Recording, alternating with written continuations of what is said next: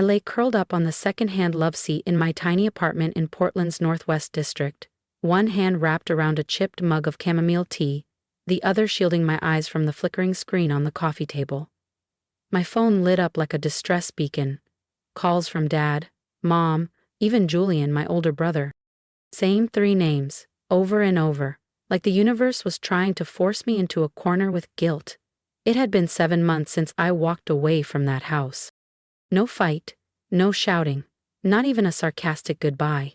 I quietly folded a week's worth of clothes into my suitcase, grabbed my laptop, and slipped my budgeting planner into my backpack. I left, just as the sky turned that purple-gray shade that always came before rain in Oregon. No one followed. No one even noticed. They never thought I'd really leave, because I was Nina, the dependable one, the daughter who paid off the overdue rent without complaint, the sister who covered Julian's car repair so he could focus on his music. For nearly 12 years I had been the financial spine of that household, the invisible glue holding together bad decisions, missed deadlines, and broken promises. I used to think that was love, that stepping up meant I mattered. But in this cramped studio apartment, just me, my peace, and the hum of the fridge, I saw it clearly. I was sustaining a structure built on neglect. I was the quiet sacrifice. The phone buzzed again. I didn't need to check. It would be Mom, her voice trembling with false concern. How could you abandon us like this? Followed by the inevitable guilt trip. If you still love us, you'll call. I didn't move. I just let my head fall back and closed my eyes. The silence felt like oxygen. My name is Nina Carter. I'm 30 years old, a CPA who graduated top of my class from Oregon State. I spent years believing if I just did enough, worked late, gave more, stayed quiet, I'd be seen. But I learned something else.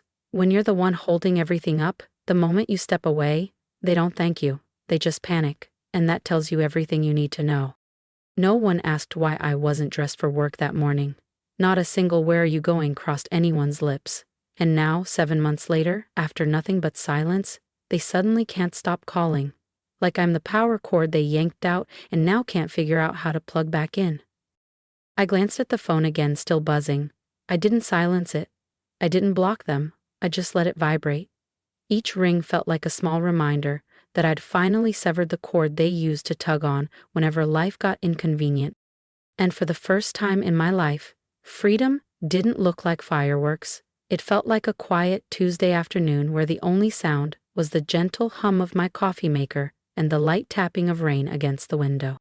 I started working at 15, not because I wanted pocket money, but because I already knew, deep down, that if I didn't figure it out for myself, no one else was going to.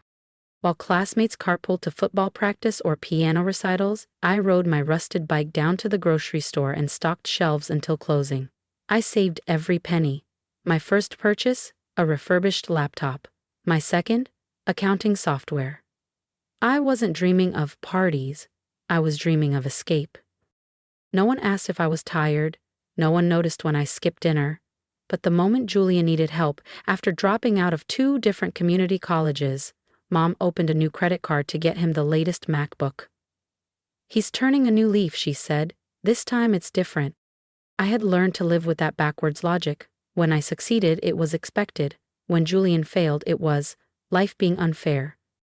He's 4 years older, but in that house, I was the adult. He had bad days. I had responsibilities. When he quit the warehouse job because the manager had an attitude, Mom rushed to defend him. No one should be treated like that. When he crashed the car, Dad just sighed. These things happen. But when I earned a full scholarship to Oregon State, their only concern was, why not somewhere closer? What if Julian needs the car? When I landed a job at a top-tier consulting firm downtown, Mom frowned. So, who's going to help with errands now? I couldn't remember the last time they said, we're proud of you. Maybe they never did. I was never a daughter. I was a utility, a walking bank account with a quiet voice. I kept telling myself I was helping, that families should have each other's backs. But every time I came home after grinding through 70-hour weeks at the firm, I'd find Julian sprawled out on the living room couch, controller in hand, his feet propped on the coffee table like he owned the place. Mom would be stirring a pot of his favorite soup, humming along to her old records. Dad would be sipping his coffee, launching into the same story for the 100th time, about how his son won an elementary school art contest and showed such promise. I'm not heartless. I cared. I really did. But what I can't do anymore is exist in a world where my consistency is ignored and his chaos is celebrated. I remember once telling Mom I was saving up for a condo. Nothing huge, just something that was mine. She looked up from her tea and said, without missing a beat, "A woman buying a home alone? Aren't you worried people will think no one wants to marry you?" I didn't say anything, but that was the day I stopped hoping they'd ever truly see me. Not because I wasn't successful, but because in their eyes Julian would always matter more. I was the emergency fund, the reliable fallback. And that realization, sharp as it was, became my turning point. 7 months ago, I packed my things and left. No shouting, no scene, just quiet resolve. It started with one message from Mom while I was still at the office. "Nina, the power's out. Your dad forgot the bill again. Can you cover? We'll pay you back." Without hesitation, I sent $132.00. Then came the water bill, the internet, Dad's supplements, all neatly explained, all temporary, until temporary became expected. At first I didn't mind, I earned well. But soon they stopped asking and started assigning. Send Julian $200.00 for a design class. Dad's root canal was expensive. Here's the invoice. Suddenly, I was the bank. And just when I was finally prepping my mortgage application, Dad called. His tone was uneasy. "Nina, we're in a bit of a bind with the house. The bank's threatening foreclosure. We just need a little help, a few weeks' worth." I froze. That house, old and cramped, was still my childhood home, where I once taped up vision boards of the life I wanted, where I once believed they'd be proud of me. Before I ever dreamed of stainless steel countertops and hardwood floors, my dream was just to have a bedroom again. One that wasn't replaced by a sofa bed so Julian could temporarily move back in. "How much do you need?" I asked, even though I already knew. "Around $980.00 a month," they said. "Just for a few months, just until your dad and I get back on our feet." And I agreed. That first transfer went through later that night, right after I canceled the deposit on the downtown apartment I had been saving for over a year. But it wasn't just a few months. It became nearly 2 years. 2 years, over $20,000 sent. That didn't even include car insurance, roof repairs, or Julian's birthday gifts, which somehow became family obligations. What hurt the most wasn't the money. It was the expectation, the way they acted like it was normal. No thank yous, no can you manage this, just demands dressed up as needs. Julian still didn't have a job. When I asked about it, Mom just sighed and said, "He's finding his path, Nina. Don't pressure him." Pressure? I was working 60-hour weeks to cover his share, and I was the problem? I started logging every transfer. Date, purpose, amount. Not because I expected repayment, God no. I just needed proof that I wasn't crazy, that this wasn't how it was supposed to be. But even when I tried to back away, another message always came. "Dad's meds are overdue. The water heater's acting up again. Julian might need art supplies soon. Can you check in?" So I'd send it. Again. And slowly I stopped checking my own accounts in the morning because seeing the near-empty balance made me feel like I was suffocating. I was living off frozen dumplings and clearance canned goods, skipping haircuts and pushing back dental visits so Julian could have a fully stocked fridge and a leak-free roof for his creative space. Then one night, at a corner store 2 blocks from my apartment, I opened my wallet and couldn't afford a gallon of milk. That was the moment it clicked. I wasn't being strong, I was being drained. I used to believe love meant sacrifice. But now, I knew sacrifice without reciprocation isn't love. It's slow destruction. And the only way to stop drowning was to let go of the ones pulling me under. That Sunday it was drizzling. I had just finished a brutal 10-hour shift. My body ached for a hot shower. Instead, I stopped at the store, grabbed groceries, drove 40 minutes, like I had for 2 years. I walked into the house. I stepped into the kitchen, arms full of groceries, salmon, fresh greens, a few frozen meals. As I set them on the counter, Mom appeared, not with a hug or hello, but with that familiar edge in her voice. "Nina, we need to talk." Before I could even exhale, she folded her arms, her tone already laced with guilt and accusation. "We've talked about this. What you're sending each month, it's no longer enough." I paused, blinking. "Not enough?" Dad stepped in from the living room, his voice slow and grave like he was announcing a natural disaster. "You live alone, you make good money. Meanwhile, we're barely keeping things together here. Don't you think that's a little unfair?" I stared at the two people who raised me, now standing in front of me like I was a resource to be managed, not a daughter to be supported. I kept my voice calm, even though my chest was on fire. "I've paid your mortgage for almost 2 years. I've covered utilities, medical expenses, roof repairs, and you're telling me it's still not enough?" From the couch, Julian stretched and muttered, "It's not like you're hurting. What's wrong with sharing a little?" I turned to face him, locking eyes with the 32-year-old who had never paid a single bill in his life. "Sharing goes both ways, Julian," I said, voice like ice. "You've only ever taken." Mom snapped. "That's enough, Nina. You're being disrespectful." I inhaled deeply. I'd heard that line before, more times than I could count. That phrase had always been her shield, her way to silence me. "I'm disrespectful for pointing out the truth?" I asked, my voice tight, trembling but strong. Mom's jaw clenched, her lips forming that thin line I had grown up learning to read. That look of wounded martyrdom. And then, the dagger. "If it's such a burden, then go, walk out that door. And don't come back." Time froze. She didn't realize how often I'd replayed that sentence in my head. But now I had nothing left to prove. No one stopped me. No one begged me to stay. I looked at them all, at Julian scrolling through his phone like nothing had happened, and I dropped the last bag onto the table. Didn't unpack, didn't fill the fridge. "All right," I said, soft as silk, sharp as glass. "If that's how you feel, I hear you." I turned and walked out. No one followed, no one called my name. Just Julian's voice fading behind me. So dramatic. But I didn't turn back. The rain poured down, soaking my hair, my sleeves, my shoes. But I felt free. For the first time in years, I felt weightless. Not because I had nothing, but because I had finally let them go. And I didn't drive straight back to my tiny apartment. If you've ever had to walk away to find your peace, hit subscribe, because Nina's story isn't over and what she does next will change everything. I pulled into a quiet gas station just off Burnside, the kind with one flickering light and a vending machine that probably hadn't worked in years. I opened my contacts list, scrolled past Mom, Dad, and Julian. My thumb hovered for a moment, then I tapped lock. I sat there in silence. I didn't know what the fallout would be. Couldn't predict the storm that would hit once they realized their personal ATM had gone offline. But there was one thing I finally understood. I wasn't going back.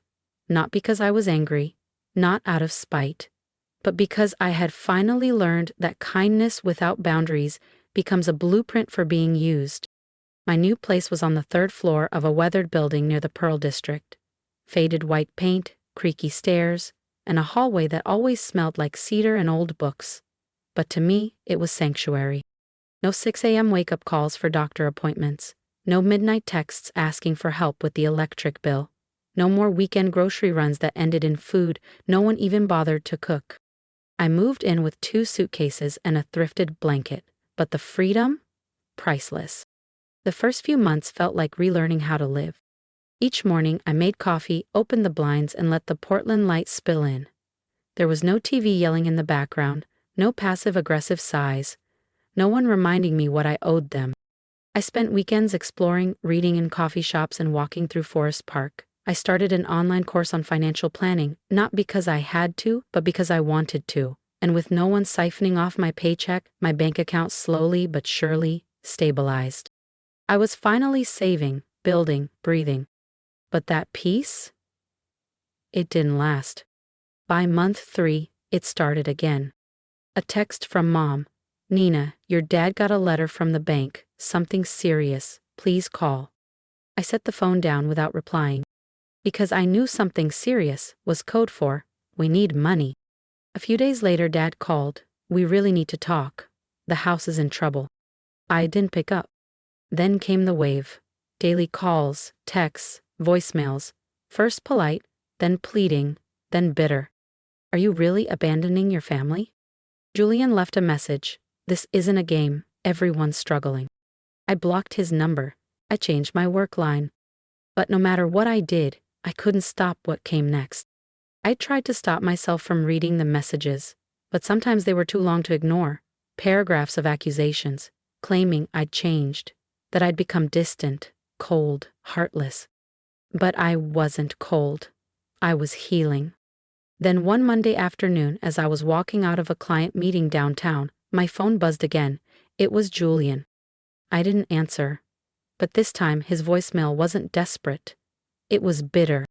What do you think you're doing? Feeling proud of yourself? You don't get to walk away from your family just because life got easier. If Mom and Dad lose the house, that's on you. I stood frozen in the parking lot, the voicemail echoing in my ears. I listened to it again and again, and for a second, I didn't know whether to scream, cry, or laugh. After years of skipped meals, after quietly funneling over $20,000, 0 cents into their bills, after never once hearing a genuine thank you, this blame was what I got? I pulled out my phone and started typing. I've paid my part and yours for years. If things fall apart now, maybe everyone should ask who never did anything. But I deleted it. Because I knew better. Words wouldn't change anything. To them, I was never really a daughter, never a sister. I was the solution. And when the solution stopped working, all they had left was someone to blame. I slipped my phone into my coat pocket and continued walking through the golden glow of the Portland sidewalk. Autumn leaves rustled around my ankles. For the first time in a while, I felt lighter. Later that evening, I stepped out of another meeting and checked my phone. A message from Dad. Nina, why haven't you paid the mortgage this month? The bank's pressing us now. I stopped mid-step in the hallway. My hands went cold. I hadn't sent them a dime in nearly 6 months. I had made it clear. No more money. But the way he phrased it, pressing us now, chilled me, like he truly believed I had still been covering it all this time. Or worse, like he told the bank that I was. Something didn't sit right. That night, I brewed a cup of mint tea, sat at my kitchen table, and opened my laptop.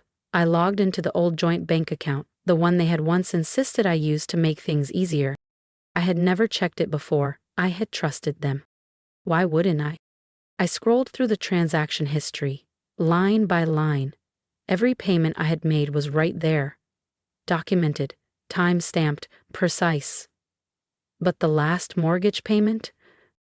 It was dated 8 months ago, a full 2 months before I stopped sending money. And right below it, a red alert. Mortgage status, delinquent, 3 months past due. Account overdue, 8 months. Outstanding balance, $6,480, 0 cents. Status, at risk of foreclosure. I pressed a hand over my mouth, trying to calm the quick, sharp rhythm of my breathing. What did this mean? I had kept sending money, on time, every month, for 3 full months after that final payment. But the bank hadn't received a single dollar since then? I opened my personal banking app, scrolled back. There it was. Nearly $3,000, 0 cents, sent after that last mortgage payment. They received it, I had proof. But it hadn't gone to the house. No explanation, no warning, just silence. The chill that moved through me wasn't just disappointment. It was something deeper, colder. It was betrayal, the kind that grabs you by the spine and reminds you how naive trust can be. I didn't pick up the phone that night. I needed answers, not excuses. The next morning, I called the bank again, this time not as a dutiful daughter but as someone trying to confirm the full scope of damage. I explained calmly that I had previously helped manage payments and was concerned my parents hadn't been honest about the mortgage. After verifying my identity, The woman on the line gently confirmed what I already feared. There hasn't been a full payment since January, she said. The account's now with special collections. I thanked her and hung up, my fingers trembling. No more doubt, no more hoping there was some mistake. I had sent money, thousands. And it hadn't gone to the house. Where had it gone? I didn't know, but it wasn't used for what they'd begged me for. That night I left every light on. I couldn't sleep. I laid there, stiff on the couch, staring up at the ceiling as if answers might be written in the plaster. One question looped in my head like a ticking clock. How long had they been lying to me? Mom's familiar phrases came rushing back. It's only temporary, sweetheart. If it weren't for you, we'd starve. Your dad's so worried. Please just help us through this. And then I remembered Julian's face when I left that day. Not regret. Not sadness. Just fear. Fear that the money was leaving with me. I typed a message to Dad. I just spoke to the bank. They said the mortgage is 8 months overdue. I kept sending money. So what happened? No reply. 15 minutes later, the phone rang. Dad. I didn't answer. Not yet. The ringtone echoed like a ghost from a house I no longer lived in, a family I no longer recognized. At 10 p.m., the third call came. My hands were cold. My heart was burning. I knew if I answered, there'd be no turning back. But I was ready. I pressed answer. Nina, it's Dad. His voice was low, tight. So, I guess you found out about the bank. I kept my voice steady. I didn't just find out, I confirmed it. The mortgage is 8 months behind, and I kept sending money. So where did it go? There was a pause, then a sigh, long and tired, like it might cover the truth. I know you're angry, but it's not what you think. I gave a bitter half smile, even though no one could see it. Not what I think. I sent money for the house. The house didn't get paid for. What part of that am I misunderstanding? That's when Mom's voice suddenly cut in, sharp and high-pitched as ever. Nina, don't you dare speak to your father like that, she snapped. You don't understand what we've been going through. Everything's been falling apart since you left. I narrowed my eyes, standing in the middle of my living room. Since I walked away, or since I stopped paying for everyone else to live comfortably? You? Don't speak to me like that, she barked back. I have done everything for this family. Julian lost his job. Your father's back is a mess. The house needs work. And you just turned your back on us. No, Mom, I said quietly but firmly. I turned my back after you drained every last dollar from me and still had the nerve to say it wasn't enough. I'm not obligated to fund your poor decisions. There was silence, just the faint hum of the call still open. Then came the voice I dreaded most. Julian, sliding in without invitation. You're being dramatic, he said flatly. They just need a little help, and you're acting like the whole world owes you something. I laughed low, cold. The world doesn't, but this house, it definitely owes me. You're selfish, he hissed. No, I said, ice threading through every word. Before I was just stupid. Dad came back on. His voice was softer now, almost cracked. We messed up, okay? But you're all we've got. We'll pay you back, I promise. I exhaled a dry, humorless breath. How many times have you promised that? Silence again. Then, barely above a whisper. If you don't help, we could lose the house. We're about to lose everything. And finally, I felt it. Not guilt. Not panic. Just clarity. Because for once, I knew I wasn't the one losing anything. I tightened my grip on the phone. My chest ached, but my voice stayed steady. Then lose it, I said, because it's not my responsibility anymore. Nina, you can't, Dad started. Can't what? I snapped. Can't walk away after being pushed past every limit? I didn't wait for him to finish. I carried this family for nearly a decade while Julian sat around burning through cash and judging me for working. And now, the second I say no, I'm the heartless one? In the background, I heard Mom's sobs again. Julian whispered something I couldn't make out, probably feeding her another reason why I was the villain. Dad's voice cracked with pleading, but I didn't really hear them anymore. Their words echoed like empty hallway ghosts, familiar, fading. I took a breath, one that felt like it came from somewhere deep and long forgotten. I'm done helping, I said, not because I'm cruel, but because I've done more than enough. You all need to learn how to live without me. That's the only thing I'm leaving behind. And I hung up, not in anger, but in peace. After that final call, I turned off my phone and left it untouched on the kitchen table for 3 days. No texts, no voicemails, no guilt-laced pleas, just silence. And I had never known silence to feel so sacred. The next morning, I rose early, brewed coffee, and stepped onto my little balcony. The city glowed beneath a golden Portland sunrise. My apartment wasn't much. The ceiling was low, the wood floors creaked with every step, but it was mine.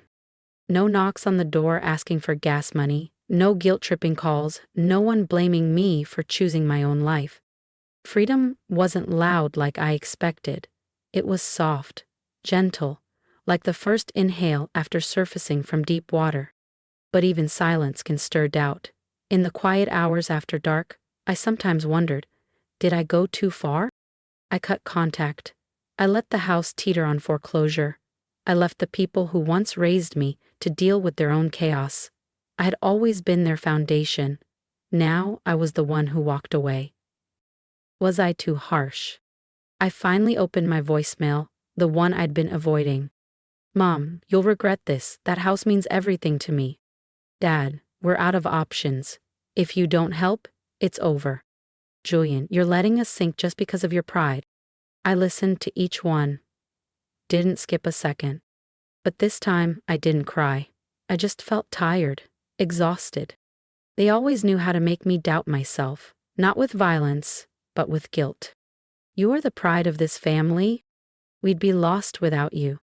But that pride, that love, it never sounded like thank you. It wasn't pride they held onto, it was a shield, one they used to cover their mistakes. Every time they didn't want to take responsibility, they'd throw out the same lines. You're the strong one, you always come through. I thought about the nights I stayed up past midnight crunching numbers for clients, only to wake up to Julian sneering that I didn't know how to live in the moment. I remembered canceling the one vacation I had planned all year because Mom texted me that they were short on rent again. And I'll never forget the look on her face when I finally told her I was tired. Not sympathy, not concern, just that quiet, icy disappointment, like I'd failed her for having needs of my own. I walked into my bedroom, sat on the edge of the bed, and ran my fingers across the fraying edge of an old quilt from college. And the question returned, what if they really do lose the house? What if one day I get a call saying they have nowhere to go? Would I feel guilty? I'm the reason they stayed afloat for almost 10 years. That doesn't just disappear because I stopped helping 6 months ago. But guilt? Guilt doesn't need facts. It just creeps in, quiet and sharp. Maybe I wasn't the perfect daughter. Maybe I was too firm. But if I hadn't drawn the line, I'd be sitting here with an empty wallet and a hollow heart. I'm not telling this story for applause. I'm not asking anyone to say I was right. I just want to understand. To know if anyone else has felt like this. Shouldering a family's entire weight, being called ungrateful for saying no once. Has anyone else been labeled cold for finally choosing peace? And if you're still here, I genuinely want to ask, did I do the right thing? I chose to live for myself, but is there a cost I haven't seen yet? I don't know. But maybe you do. Maybe your message, your story, your honesty can remind me I'm not the only one. If you've made it this far, thank you for listening. Thank you for sitting with my story. I never thought I'd have to choose between loyalty and peace, between being the backbone of my family and finally standing up for myself. But I did. And I'm still learning how to live with that choice. So now I turn to you, not for validation, but for connection. Have you ever had to walk away from the people you thought would always be there? Have you ever been called cold just for setting boundaries? Please share your thoughts below, not just for me, but for anyone else reading who may be quietly carrying the same weight. What would you have done if you were in my shoes? What advice would you give to someone torn between love and self-preservation? And, if you believe in the power of reclaiming your worth, hit that subscribe button, because this journey is far from over.